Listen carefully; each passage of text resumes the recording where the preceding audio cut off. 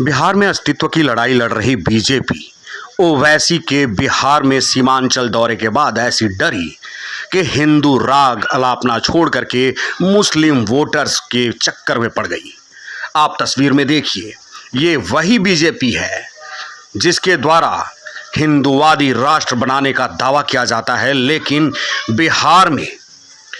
बिहार के सीमांचल में ओवैसी ने दौरा किया और मुस्लिम वोटर्स को याद दिलाया कि बिहार में हम कितनी की संख्या में हैं और हम किस तरीके से तख्ता को पलट सकते हैं।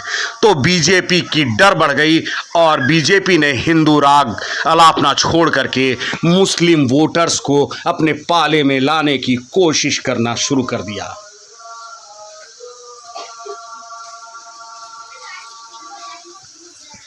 बिहार में बीजेपी की स्थिति बहुत नाजुक है और इसी को लेकर के गृह मंत्री अमित शाह लगातार बिहार का दौरा करते नजर आ रहे हैं। लेकिन जैसे ही ओवैसी ने बिहार का दौरा किया तो बीजेपी की डर आपके सामने है, देख सकते हैं। ये वही बीजेपी है जो मुसलमानों को दरकिनार कर हिंदू का राग अलापती है।